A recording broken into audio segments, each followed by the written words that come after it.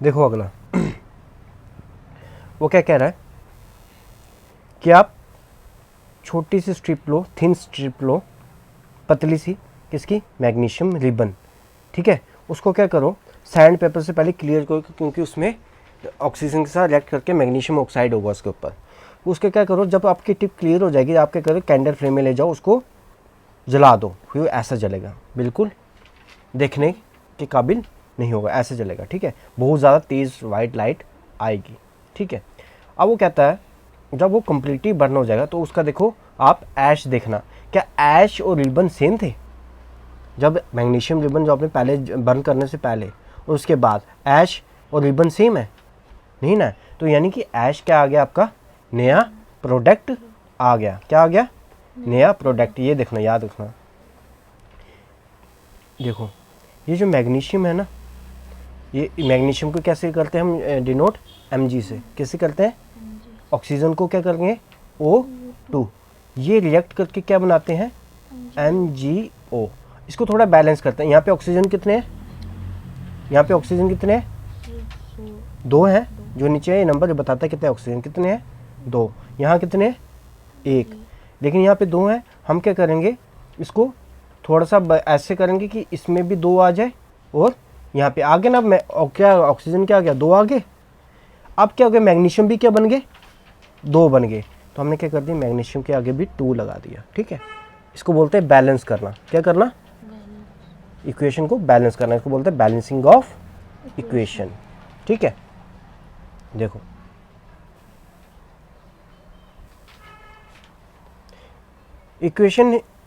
Equation है are different from that those in mathematics. यहाँ पे जो इक्वेशन है वो मैथमेटिक्स जैसी नहीं होती है, ठीक है। इक्वेशन यहाँ पे एरो सिंपली अप्लाई करता है कि क्या बन गया, ठीक है। No time should be made to balance the chemical reaction at this stage. हम कहते हैं कि अभी आप इसको बैलेंस मत करो, मैंने करवा दिया है। कहते हैं अभी यहाँ पे आप बैलेंस करने का फोकस मत करो, ये देखो कि फाइनल प्रोडक्ट क्या बना। फाइनल प्रोडक्ट क्या बना, मैग्नीशियम ऑक्साइड। क्या बन गया? तो इसलिए वो कह रहा है कि हमने पहले मैग्नीशियम था उसको हमने हवा में क्या किया, जला दिया। जलाने के बाद वो क्या बन गया, मैग्नीशियम क्या बन गया, ठीक है। अब वो क्या कहता है, आप क्या करो, जो राख ली ना, जो राख आई थी उसको किस में कन्वर्ट करो, पानी के साथ उसको क्या कर दो, मिक्स कर दो। और मिक्सर क्या है, उसको हिलाओ। आप क्या करो कि क्या करो, लिटमस ले लो। आपको पता है लिटमस होता है एसिड और बेस हम करने के लिए। आप देखो कि वो ब्लू होता है कि रेड होता है। क्या वो ब्लू में क्या वो लिटमस जो हमने डाला है, पेपर होता है, एक किस्म से पेपर होता है। हमने ये ऐश लिया, ऐश को पानी से गोला हमने, पानी, ये ऐश पानी में है। हाँ, फिर हमारे पास एक पेपर होता है, एक होता है रेड, एक होता है ब्लू। हमने क्या कर दिया, जब रेड वाला डाला ना इसमें, वो किस में चेंज हो गया, ब्लू में हो गया चेंज। किस में हो गया, यानी जो रेड अगर चेंज हो गया ब्लू में, यही हुआ है। तो उसको क्या कहेंगे, ये बेस है। क्या है, समझ गए? एसिडिक और बेसिक होता है। हमारा जो नींबू है ना, नींबू वो है एसिडिक, समझ गए? एसिडिक जितनी भी चीज़ें होती हैं वो थोड़ी सी खट्टी होती हैं। हम एसिड और बेस जानने के लिए ये लिटमस टेस्ट करते हैं। अगर वो रेड लिटमस ब्लू में चेंज हो गया तो इसका मतलब वो क्या है, बेस है। क्या है? If a mixture turn blue litmus red, अगर ब्लू से रेड हो जाएगा, क्या वो हुआ, नहीं ना हुआ। यहाँ पे क्या हुआ गया, हमारा रेड लिटमस ब्लू में कन्वर्ट हुआ, ठीक है। यानी कि हमारा वैसे कहता है ये जो हम इक्वेशन करते हैं ये एसिड और बेस पता लगाने के लिए करते हैं। हमने जैसे अब जब ये कह रहा है कि जब हमने ऐश डिज़ोल्व की, वो उसको नीचे से बता रहा है, ये बना ये जो है वो क्या है, बेस है। ये क्या है, बेस है। और magnesium oxide is a new substance formed on burning of magnesium. Magnesium hydroxide is another new substance. देखो क्या कह रहा है वो। हमने वो लिटमस वाला टेस्ट किया, हमें पता लग गया ये क्या है, बेसिक सोल्यूशन है। कहता है जो आपने जो मैग्नीशियम ऑक्साइड पीछे वाला लाया था ना जला के, वो क्या बना था, मैग्नीशियम ऑक्साइड। उसको जब हमने पानी में मिलाया, जब हमने इसको किस में मिलाया, पानी में मिलाया, तो वो किस में हुआ, मैग्नीशियम हाइड्रोक्साइड में कन्वर्ट हो गया। किस में कन्वर्ट हुआ? तो यानी कि वो क्या कह रहा है कि मैग्नीशियम हाइड्रोक्साइड एक और नया सब्सटेंस बन गया। पहले क्या था, मैग्नीशियम रिबन था, हमने उसको जलाया तो वो क्या बन गया, मैग्नीशियम ऑक्साइड, नया सब्सटेंस बन गया। हमने नए सब्सटेंस को पानी में घोल दिया तो वो एक नया सब्सटेंस बन गया मैग्नीशियम हाइड्रो ऑक्साइड। क्या बना? यानी कि ये कौन सी चेंजेस हैं? हमारा मेन मोटो क्या था? देखना कि ये कौन सा फिजिकल चेंज है या केमिकल चेंज, यानी ये केमिकल चेंज है। आगे देखो, कहता है आप एक कॉपर का स्पून लो, ठीक है, उसको क्या करो, डिजॉल्व अबाउट अ टी, आप कॉपर सल्फेट आप एक कॉपर सल्फेट का एक चम्मच लो, उसको जिसको हम बोलते हैं ब्लू विट्रोल या नील थोथा, उसको क्या करो एक पानी में घोल दो, ठीक है। उसके बाद थोड़ा सा डाइल्यूट सल्फ्यूरिक एसिड भी डाल दो। क्या डाल दो? Sulphuric acid. और क्या करो आपको क्या मिलेगा? ब्लू कलर का सोल्यूशन मिलेगा ऐसे वाला, ठीक है। सेम आप क्या करो, इसमें से थोड़ा सा पानी निकाल के रख दो, सैंपल जैसे एज ए सैंपल होता है ना, जैसे हम सैंपल रखते हैं, थोड़ा सा पानी निकाल के रख दो। आप क्या करो उसमें, आप क्या कर दो, ये लोहे का जो ब्लेड है या लोहे का किल या ब्लेड उसमें डाल दो। आपको क्या लगेगा कि उसका कलर चेंज हो गया। क्या हो गया? अब कंपेयर करो पहले और अब वाले को, कलर चेंज दिखा ना आपको। अब वो कहता है देखो ब्लू से किसका बना है वो तो हमने देख लिया, नीचे ग्रीन कलर में the brown deposit on the iron nail. और आयरन नेल में क्या हो जाएगा? पहले आयरन नेल ऐसा था, आपका आयरन वाला ब्लेड ऐसा था, अब कैसा बन गया? ब्राउन बन गया, यानी इसमें क्या लग गया? रस्ट लग गया। अब इसमें हुआ क्या? देखो हुआ क्या, ये करने से क्या हुआ? पहले आपने कॉपर सल्फेट का सोल्यूशन लिया, ठीक है, उसमें आयरन, आपने क्या किया? आयरन डाल दिया। क्या डाल दिया? वो क्या बन गया आपका? आयरन सल्फेट बन गया। क्या बन गया? और कॉपर के ऊपर क्या आ गया? ब्राउन डिपॉजिट आ गया। वो कॉपर किस पे डिपॉजिट हो गया? ब्लेड के ऊपर। किसके ऊपर हो गया? समझ गया?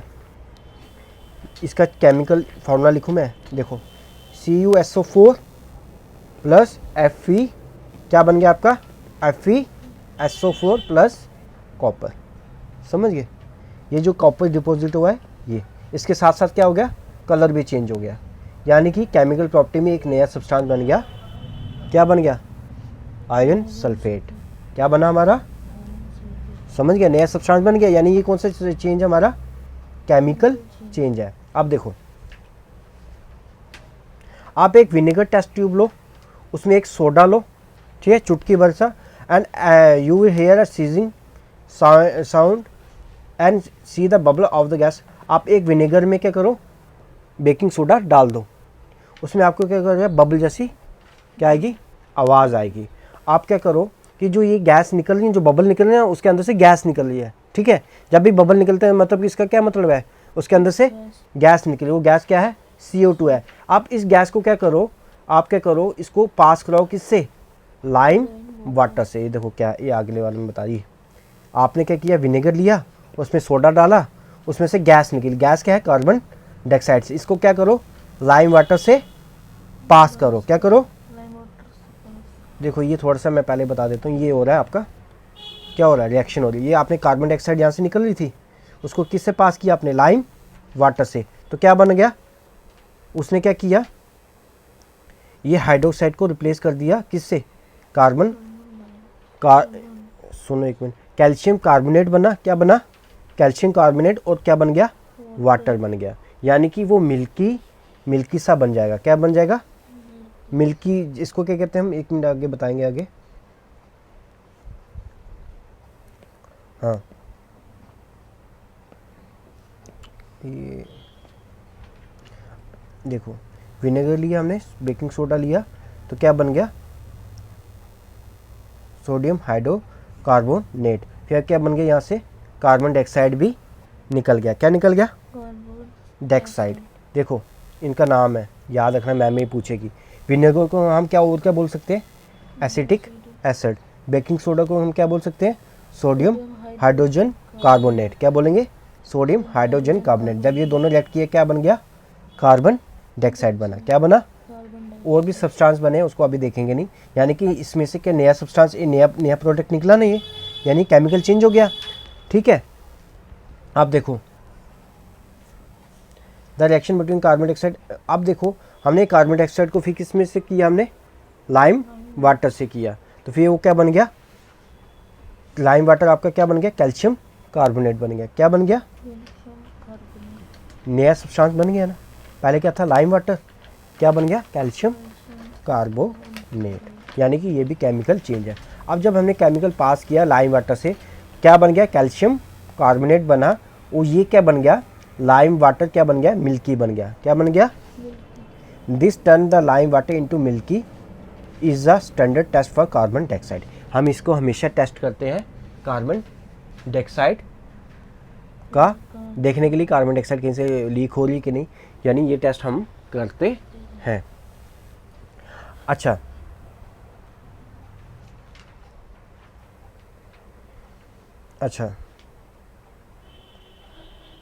हमने इस 6वें चैप्टर में, पीछे हमने अभी पढ़ा नहीं है वैसे, हम 6वें चैप्टर में पढ़ते हैं, वहाँ पे देखते हैं कि the air we breathe is rich in carbon dioxide और नॉट। हमें कहाँ यूज़ करते हैं कि हम आगे पीछे देखते हैं कि आगे पीछे की हवा में कार्बन डाइऑक्साइड ज़्यादा तो नहीं है, तो अब हम ये वाला क्या करते हैं, ये वाला लाइम हम रख देते हैं। अगर ये देखते हैं, अगर वो क्या बन जाएगा, मिल्की बन गया, तो मतलब कार्बन डाइऑक्साइड ज़्यादा है। ठीक है, देखो आपने सब एक्टिविटीज़ हमने पढ़ी पीछे, आपको ये पता लगा कि एक या एक से ज़्यादा नए सब्सटेंस बनते हैं केमिकल रिएक्शन में।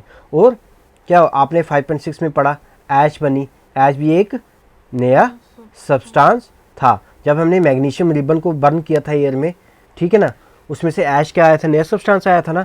आपने 5.7 एक्टिविटी में पढ़ी, आपने कॉपर सल्फेट का सोल्यूशन था जो ब्लू कलर का था, उसमें से जब आपने आयरन उसमें डाला तो क्या बन गया, क्या बन गया, आयरन सल्फेट बन गया, जिसका कलर चेंज हो गया था, है ना, समझ गए ना। ये देखो चेंज हुआ था ना कलर, हमने ये पढ़ा, यानी कि इसमें भी नया प्रोडक्ट बना था।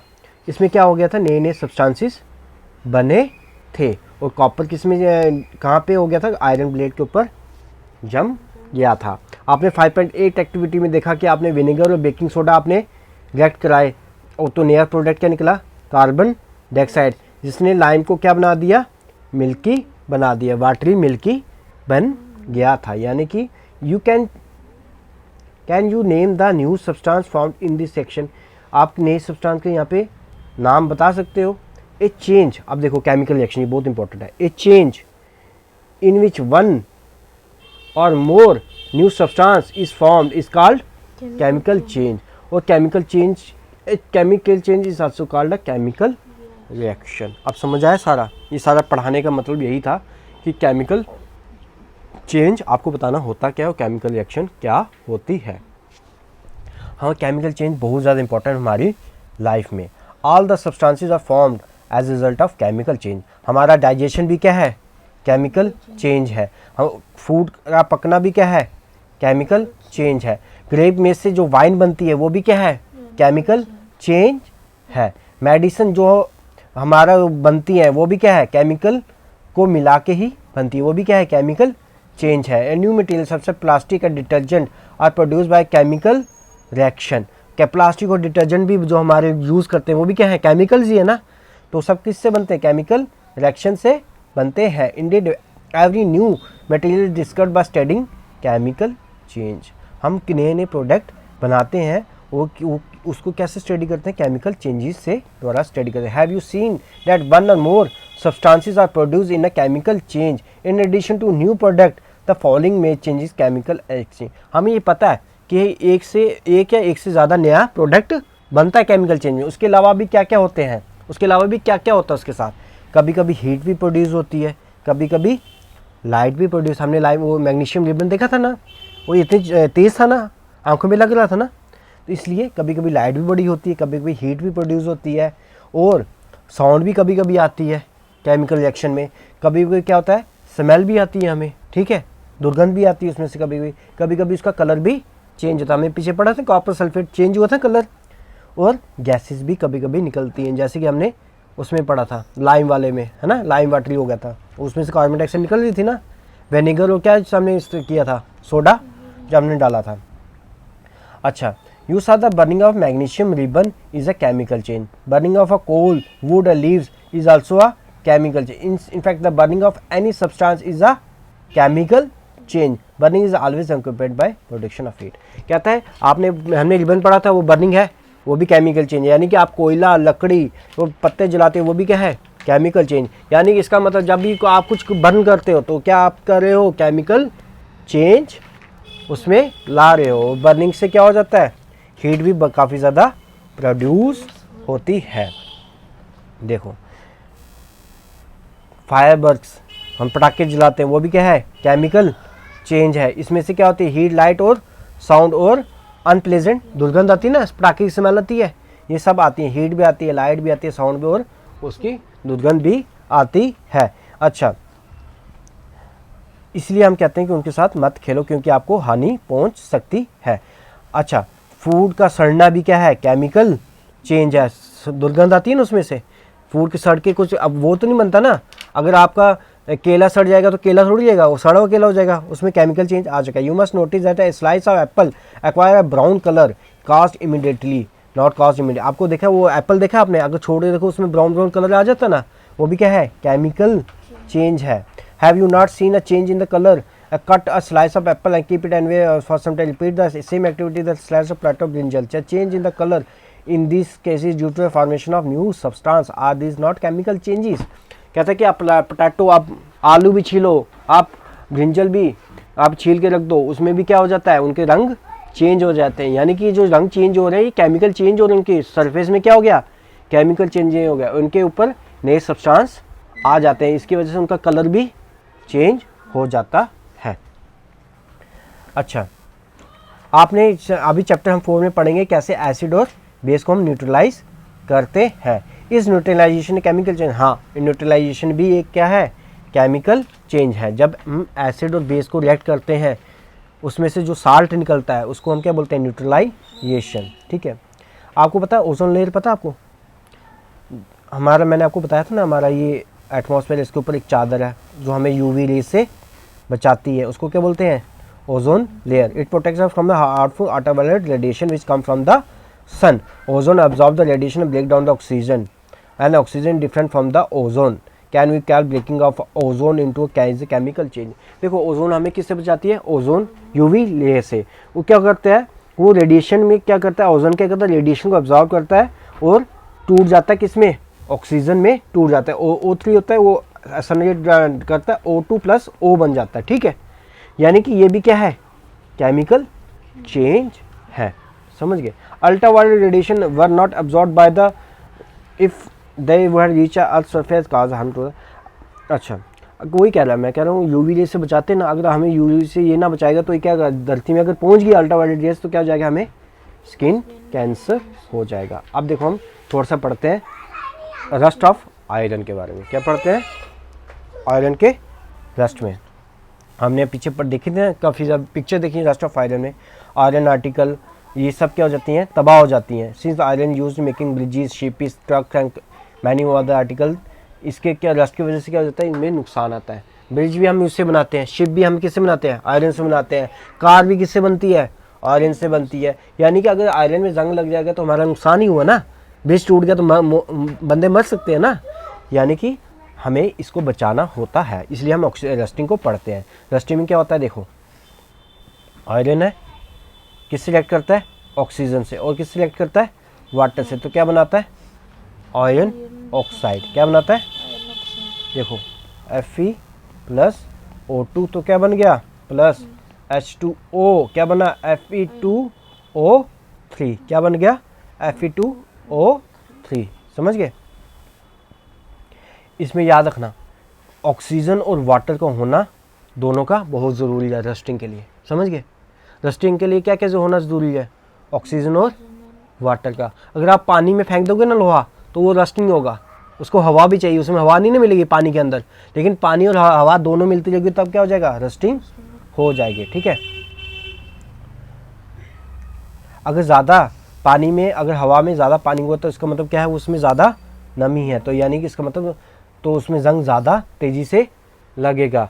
हम रस्टिंग को कैसे प्रिवेंट कर सकते हैं, देखो हमें बचाना होगा उसको ऑक्सीजन और वाटर से। क्या बचाना होगा, इसका सिंपल तरीका क्या है, पेंट कर दो। क्या कर दो, या उस पर ग्रीस लगा दो। ये कोट क्या करेगा, इसको ऑक्सीजन और हवा से बचाएगा। या तो क्या करो, इसके ऊपर किसी और मेटल की लेयर लगा दो किसी और मेटल की, अगर वो किसी और मेटल की लेयर लगा वो मेटल में रिएक्ट ही नहीं करेगा। जैसे क्रोमियम और जिंक की लेयर लगा देंगे इसके ऊपर, इसी को क्या कहते हैं, किसी और मेटल की लेयर लगानी आयरन के ऊपर, इसको क्या बोलते हैं हम, गैल्वेनाइजेशन। क्या बोलते हैं, समझ गए। जो हमारे यहाँ पे पाइपें होती हैं उसको क्या करते हैं हम, गैल्वेनाइज्ड करते हैं। क्या करते हैं, यानी जिंक और किसकी हम लेयर लगाएंगे, जिंक और क्रोमियम की लेयर उसके ऊपर लगा लेते हैं। आपने शिप देखी होगी, शिप भी काफ़ी पानी के अंदर भी रहती हैं, ठीक है, और उसका कुछ पार्ट हवा के ऊपर भी रहता है।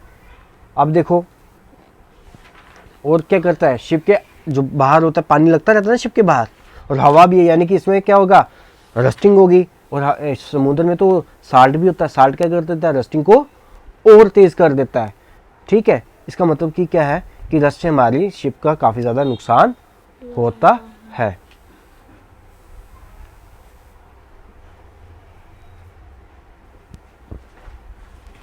तो हमें क्या करना पड़ता है, हर साल आयरन, शिप के आयरन को थोड़ा थोड़ा रिप्लेस करना पड़ता है। कुछ जो जंग लग गया उसको हम रिप्लेस कर देते हैं।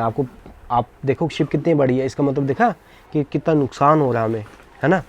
तो इसलिए हम ऐसे तरीके अपनाते हैं ताकि रस्टिंग को क्या करें, कम करें। आपने 6वीं क्लास में पढ़ा था हमने कि हम साल्ट कैसे बनाते हैं, सी से पढ़ा था ना हमने। हम साल्ट समुद्र का वाटर लेते हैं, उसको क्या करते हैं, धूप में रखते हैं, धूप से क्या होता है, वेपोरेशन होती है, तो साल्ट बन जाते हैं। लेकिन साल्ट के आपके अच्छे अच्छे दाने नहीं बनते, ऐसे दानेदार नहीं बनता वो, ठीक है, वो ऐसे ऐसे सो होता है, ठीक है।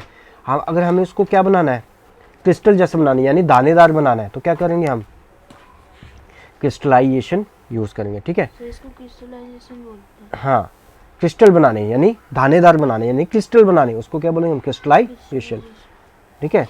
जो हमने साल्ट अभी किया, जो हमने साल्ट वाटर हमने लिया था ना, हमने समुद्र से निकाला, वो प्योर नहीं होगा, उसकी शेप भी अच्छी नहीं होगी, ठीक है। However a large crystal of pure salt can be, कहाँ गया, can be formed by there solution, उसको क्या कहेंगे हम, बड़े बड़े क्रिस्टल बनाने, बड़े बड़े दाने बनाने, उसको क्या कहेंगे हम, crystallization. It is a example of physical change. याद रखना, मैम पक्का पूछेगी कि क्रिस्टलाइजेशन कौन सी चेंज है, फिजिकल चेंज है, ठीक है। देखो आप पहले पानी लो बीकर में, उसमें क्या करो, few drop of sulphuric acid डाल दो, वो क्या करो, उसको गर्म करो, ठीक है। और क्या करो, जब वो बॉयल होने स्टार्ट हो जाए, कॉपर सल्फेट हो जाए पाउडर, आप क्या करो, उसको स्टिर करो कॉन्टिन्यूसली। और क्या करोगे, जब वो अब जो आपका पानी है ना वो बॉयल हो जाए, तब कॉपर सल्फेट उसमें डालो, उसको हिलाते रहो, continuity adding copper sulphate powder till no more powder can be dissolve. तब तक उसको क्या करो, हिलाते रहो। आप पाउडर डालते हो जब तक वो ज़्यादा डिजॉल्व नहीं हो जाता। आप क्या करो, उसके बाद फिल्टर करो, अब उसको ठंडा करो और कुछ टाइम तक रख दो, ठीक है। क्या करो, उसको कुछ टाइम तक रख दो। जब आप उसको कुछ टाइम रखो, क्या करोगे, आपके पास आपको उसके क्रिस्टल दिखने स्टार्ट हो जाएंगे, समझ गए। आपको कॉपर सल्फेट के क्रिस्टल दिखने स्टार्ट हो जाएंगे। ये देखो क्रिस्टल है, ठीक है, समझ गए। क्या किया आपने, देखो आपने पहले पानी लिया था बीकर में, ठीक है, उसमें क्या किया था आपने, सल्फ्यूरिक एसिड थोड़ा ड्रॉप डाला, फिर आपने क्या किया, वाटर को हीट किया, तब तक करो जब तक बॉयल नहीं होता। उसमें क्या करो, आप क्या करो, उसके बाद कॉपर सल्फेट का पाउडर डालते जाओ, हिलाते जाओ, तब तक डालो जब तक और पाउडर उसमें डिज़ोल्व नहीं होता। उसके बाद क्या करो, फिल्टर करना स्टार्ट करो। जब आप फिल्टर करोगे ना, उसके बाद उसको ठंडा कर दो, जो फिल्टर आपके पास सबका होगा उसको ठंडा करो।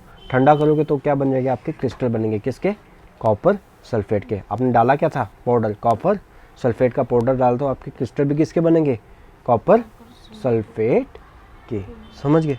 क्रिस्टलाइजेशन समझ आया, क्रिस्टल बनाने, क्या बनाने, चलो।